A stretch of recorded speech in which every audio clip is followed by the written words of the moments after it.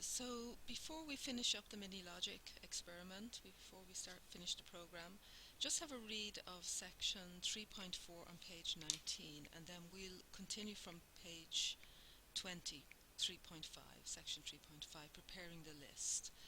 So in order to prepare the list, double click on list, and what we want to do is we want to add some attributes first of all. So the first attribute is letters, so this will replace the A and B on your slide. So we'll call this letters. And you have to be very careful because with the exact wording and that it is case sensitive. So if you use a capital, it's best to avoid capitals probably altogether, and then you won't go wrong.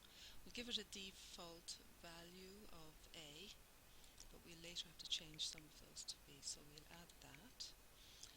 Then we'll add the attribute statement. So this is for A follows B and so on, that type of statement. So we'll call this statement, again with a small s. Okay, and we won't add a default value for that. So there's your statement. The next one we're going to add is the response, positive, negative. So response. So we'll put that as pos neg. We add that one. That'll have positive or negative. So we just put P as the default, and then the last one we need is response. So we're going to call that RESP. And just be careful later on now that you remember what you've called this response. So that's going to be either YRN and lowercase YRN. Very important, so we'll add that one.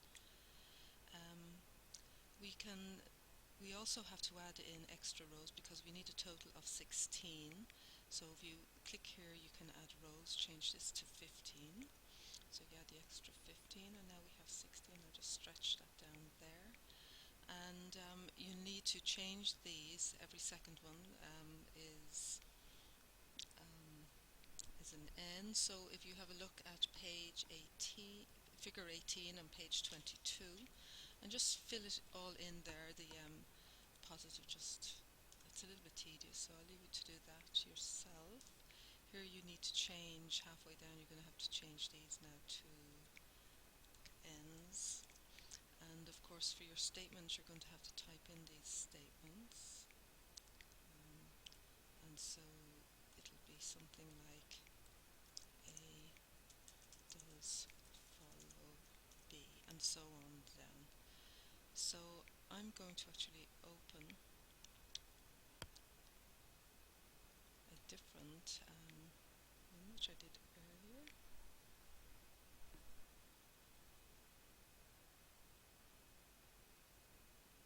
Which I think is MiniLogic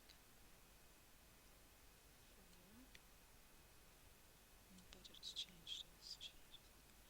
And now you see I've already filled them in, so that's just a lazy way. You'll have to go through it and fill it in. And see, one here is missing, so just check that.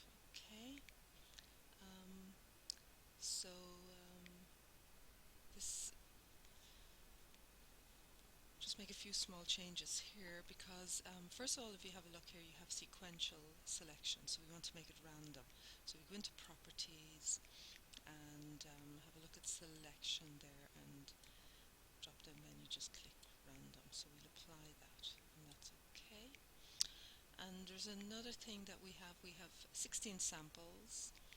So one cycle by 16 samples, and that gives us a total, which is a bit small. So we'll add some extras. So we go back to properties again, and we say reset exit, and you can say after 2, and that'll just increase the number of questions, just double them up. They'll be randomly selected, so that'll be fine. And now you see we have 32 randomly, so these slides will be shown 32 and randomly. So the next thing we want to do is we want to change the slide. So we just close the list for the moment, and we'll just close that one there.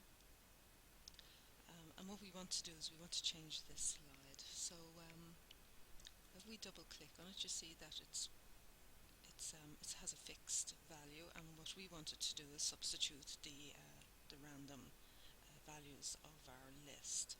So we're going to tell it where to find this. So if we double click on BA, and remember we put that into letters, so you have to put it into square brackets and then letters. Remember, it's case sensitive and it has to be exactly as you have typed it on your heading, on your attribute. So that's there. So you'll see now you'll have letters. Now I'm going to double click on this one, and we'll put, this one is going to be statement. So we put statement there in a bracket, and you can just enter it. You just click there. So now our slide will randomly select the letter and the letters and the statement. So we'll see how that works.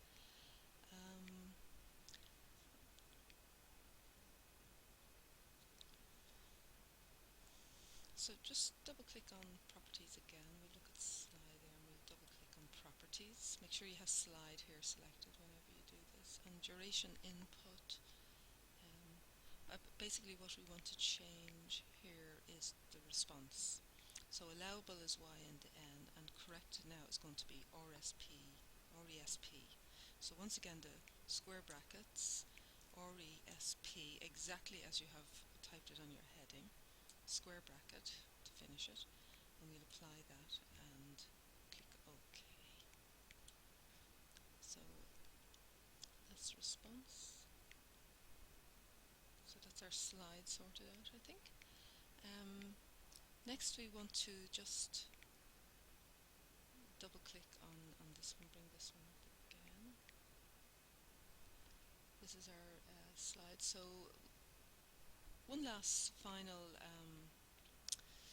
thing we're going to do is add a blank slide at the end, because we have a delay and then our slide, and that just might, you know, if you have two slides following one after the other, it can be very, you know, it can almost look as though the screen is not changing. So what we're going to do is we're going to add another slide there, and we're going to call this blank. So if you click on this, you see the properties will open up, and we can change the name here. So we'll call this blank. Okay. Now your blank slide, if you click on blank, the properties, you'll see it appears for a second, 1000 milliseconds. So we can reduce this, the time delay, and we might make that into 500. So if you click here, it'll open up, and you can reduce that to a half second, which is 500 milliseconds. So apply that and click OK, and now you can change the name to half second, and you see now you have your half second, you have your slide set up, and now you have your blank slide. So so we can save this, and now we'll attempt to run it and hope that I've entered everything right, because sometimes if you just make some very slight error, you'll have to go back and double check. Most common errors are caused by either using wrong spelling, exactly the square brackets, and not matching the attributes to your list. So we'll try running it and see what happens. Okay.